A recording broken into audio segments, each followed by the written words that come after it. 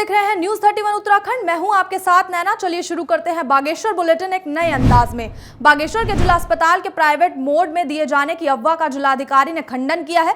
Social media पर जमकर छा रही इस खबर के साथ ही लोगों की ओर से लगातार अस्पताल को पीपीपी मोड में दिए जाने की अटकलों पर जिलाधिकारी ने विराम लगाते हुए कहा कि अस्पताल के पीपीपी मोड में जाने की खबर गलत है और सरकार ने कोई ऐसा फैसला नहीं लिया है। साथ ही उन्होंने राष्ट्रीय सेवा मिशन के तहत नेत्र चिकित्सक की तैनाती भी जिला अस्पताल में किए जाने की बात कही है। देखिए, ऐसी कोई अभी जानकारी जो है वो हुई नहीं है। अभी मैंने सीएमओ से भी इस संदर्भ में बात करी थी, तो उनके द्वारा भी अवगत कराया कि अभी कोई ऐसा पीपीपी मोड में लाने के लिए कोई ऐसे निर्देश नहीं दिए गए हैं। और जो रिक्रूटमेंट अभी जो बताया जा रहा है कि रिक्रूटमेंट पीपीपी मोड के द्वारा किया गया, वो पीपीपी मोड के द्वारा नहीं किया गया। वो एक आउटसोर्स है जो एजेंसी डायरेक्टरेट की तरफ से नामित है, उन्हीं के माध्यम से वो नियुक्ति हुई है, तो वो पीपीपी मोड में उसको नहीं बोल सकते। तो जैसे अगर अभी कोई ऐसे डायरेक्शंस है नहीं कि पीपीपी मोड में चालू। बागेश्वर जिले के गरुड़ में रहने वाली पटरेमा देवी की आर्थिक हालत खराब होने के चलते वो टूटे मकान और बिना शौचालय के रहने को मजबूर है। वहीं महिला की इस हालत को लेकर उसने बताया कि कई बार मांग करने पर भी क्षेत्रीय विधायक ने उन्हें घर देने का आश्वासन दिया था, लेकिन अभी तक इस पर कोई कार्रवाई अमल नहीं की गई।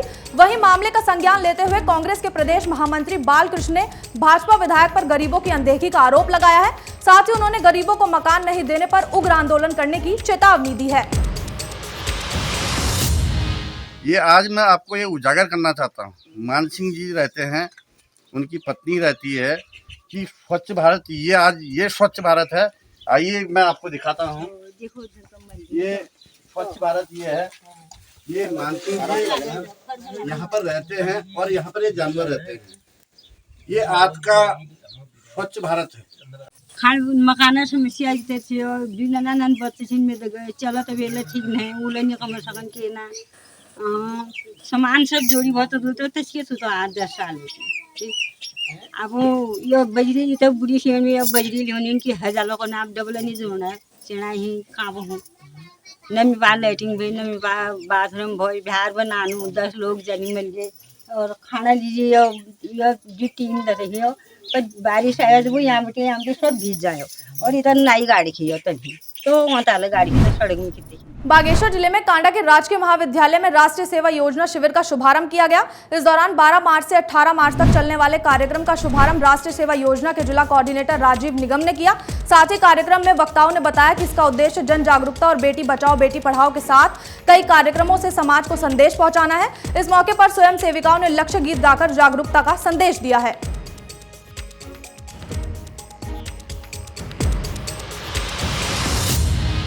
के 7 दिवसीय विशेष शिविर की ये उद्घाटन समारोह का आयोजन किया है और ये पहली बार एनएसएस की इकाई हमारे महाविद्यालय को आवंटित हुई है, जिसमें आधी यूनिट शासन ने हमें दी है।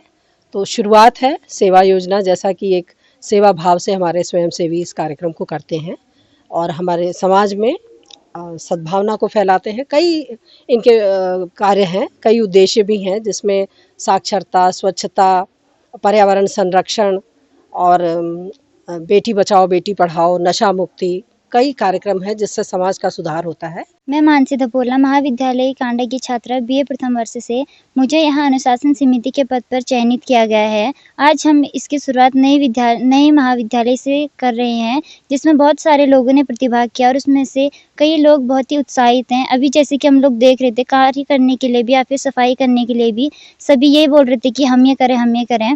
आज राजकीय महाविद्यालय कांडा में राष्ट्रीय सेवा योजना का 7 दिवसीय शिविर, जो आज 12 मार्च 2021 से प्रारंभ होकर 18 मार्च तक ग्राम सोखोला में स्टार्ट होगा, जिसका आज प्रारंभ राजकीय महाविद्यालय के नए भवन में किया जा रहा है। और जिसके मुख्य जो अतिथि होंगे, वो मुख्य अतिथि हमारे राष्ट्रीय सेवा योजना के जिला समन्वयक श्री राजीव निगम जी होंगे और उन्हीं के मार्गदर्शन में ये आज राष्ट्रीय सेवा योजना का कैंप प्रारंभ किया जा रहा है। मैं साक्षी साहब बीएससी प्रथम वर्ष की छात्रा यहाँ पर एनएसएस में कमांडर के पद पर हूँ और जैसे कि पहली बार महाविद्यालय में एनएसएस का कैंप लगा है, पहली बार, जिसमें छात्राओं में काफ़ी उत्साह दिखाई दे रहे हैं। हम पहली बार इसको अनुभव कर रहे हैं क्योंकि आज तक हमारे महाविद्यालय में एनएसएस इसी बार से प्रारंभ हुई है, जिसमें हमें बहुत कुछ सीखने को मिल रहा है। अभी तक अभी पहली बार हमने यहाँ पे सफाई करी, इसके बाद हम बहुत से गाँव में जाएंगे। कांडा में राष्ट्रीय सेवा योजना इकाई का 7 दिवसीय विशेष शिविर जो प्रारंभ हुआ है, इस शिविर में जो यहाँ पर शिविरार्थी हैं वो विभिन्न प्रकार के समाज सेवा से कार्यों के प्रति अपना दायित्व निभाएंगे, जैसे कि अपने शिविर क्षेत्र के आसपास की साफ सफाई करेंगे, जो नौले हैं उनकी सफाई करेंगे। ये इनका उद्देश्य रहेगा। और बहुत खुशी की बात है कि राजकीय महाविद्यालय कांडा में आज ही राष्ट्रीय सेवा योजना इकाई का ये पहला जो है उद्घाटन सत्र भी हो रहा है, क्योंकि नई इकाई यहाँ पर खुली हुई है। बागेश्वर में आज जिलाधिकारी विनीत कुमार ने जिला योजना और राज्य योजना के साथ ही 20 सूत्रीय कार्यक्रम में उपयोग धनराशि की समीक्षा बैठक की।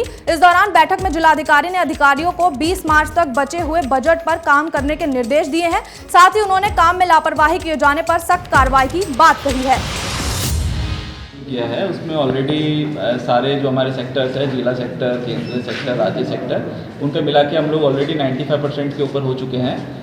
इसमें कुछ हमारे अभी एक्सपेंडिचर बच रहे हैं, जैसे समाज कल्याण के पोर्टल उनका भी खुला नहीं है तो उनका एक्सपेंडिचर अभी बच रहा है। इसी प्रकार से कुछ जो विभाग है उनके अभी मार्च में ही पैसा उनको रिलीज़ हुआ है तो वो अभी अपना एक्सपेंडिचर 100% कर नहीं पाए। तो उनको मैंने ये निर्देश दिए हैं कि उनके, क्योंकि ऑलरेडी उनकी तैयारी पूरी हो चुकी है, लाभार्थी उनके चयनित हो चुके हैं, उनको सिर्फ जैसे ही उनके बिल्स वगैरह उनको उनके पास उपलब्ध हो जाते हैं तो पेमेंट हो जाएंगे। तो अगले 10 दिन के अंदर मैंने उनको निर्देशित किया है कि अपने सारे बिल्स वगैरह मंगवा के उनका पेमेंट कर दे, जिससे हमारा 100% एक्सपेंडिचर हो सके।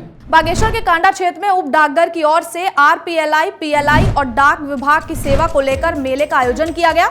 इस दौरान कार्यक्रम में कई योजनाओं के बारे में लोगों को बताया गया। साथ ही डाक विभाग ने जनता से सेवाओं का लाभ उठाने की अपील की है। अन्य जगहों से अधिक बोनस मिल रहा है तथा आदमी एक व्यक्ति कम से कम 10 लाख का ग्रामीण क्षेत्र वाला आरपीएलआई कर सकता है और पीएलआई 50 लाख तक पीएलआई कर सकता है। इससे उनके जो है इनकम टैक्स में रिबेट मिलता है तथा इसका हर कोई व्यक्ति फायदा ले सकता है। आरपीएलआई मेला तथा एसएससी के खाते खोलने के संबंध में यहाँ पर मेले का आयोजन किया गया है। यहाँ पर हमारे जितने भी कांडा डाकघर के शाखा डाकपाल हैं एवं कांडा डाकघर के कर्मचारी हैं सभी उपस्थित हैं तथा इनके द्वारा आरपीएलआई के 15 प्रस्ताव प्राप्त हुए हैं तथा इनकी बीमित राशि जो है 18 लाख यहाँ पर प्राप्त हुआ है। कांडा आज जो है हमारे उप डाकघर कांडा में जो है आरपीएलआई, पीएलआई और डाक विभाग की जो सेवाएं हैं उसके संबंध में एक मेला आयोजित किया गया है, जिसमें विभिन्न प्रकार की जो डाक विभाग की वर्तमान समय में सेवाएं चल रही हैं उसके बारे में आम जनता को सूचित किया गया है। और साथ ही आम जनता से वो है प्रयास है या हमारा प्रयास है और जनता से अपील भी है कि आप अधिक से अधिक संख्या में जो है विभाग से संबंधित जो हमारी सेवाएं चल रही है उनका फायदा उठाएं। बागेश्वर में कांडा के सामुदायिक स्वास्थ्य केंद्र में कोविड शील्ड की दूसरी डोज लगाई गई। इस दौरान उप जिलाधिकारी राकेश चंद्र तिवारी के साथ सभी फ्रंट लाइन वर्कर्स का टीकाकरण किया गया। वहीं उप जिलाधिकारी ने बताया कि स्वास्थ्य केंद्र में उनके साथ 55 फ्रंट वर्कर्स को वैक्सीन लगाई गई है। इस दौरान उन्होंने सभी लोगों से वैक्सीन लगाने की अपील की है। साथ ही उन्होंने 15 मार्च को सीनियर सिटीजन टीकाकरण किए जाने की बात कही है।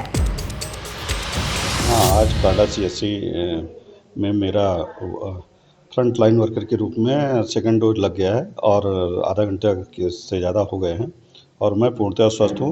मेरे तो यहाँ कांडा सब डिवीज़न के जितने फ्रंट लाइन वर्कर्स थे, तहसील के, पुलिस के और कोषागार वगैरह के या अन्य डिपार्टमेंट के सभी लोगों के द्वारा आज अपना सेकंड डोज का टीकाकरण करवा लिया गया है और सभी लगभग सेफ है।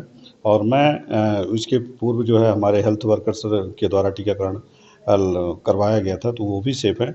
मैं जो हमारा कांडा परगना कांडा के जो आम जनमानस हैं जिनमें 60+ का 15 मार्च से टीकाकरण होना है और उसके अलावा 45+ से जो बीमार हैं उनका टीकाकरण होना है, तो मैं सबसे अपील करता हूं कि वह बिना किसी संकोच, बिना किसी असुरक्षा की भावना के आएँ और अपना टीकाकरण लगवाएं। आज फ्रंटलाइन वर्कर्स का सेकेंड डोज का टीका लगना था, उसमें उप जिलाधिकारी महोदय कांडा द्वारा भी टीका लगाया गया, ट्रेजरी ऑफिसर्स द्वारा लगाया गया, पुलिस अधीक्षक द्वारा लगाया गया, सभी द्वारा अभी तक हम लोगों ने 55 फ्रंटलाइन वर्कर्स को टीका लगा दिया, सेकेंड डोज कंप्लीट कर दिया है।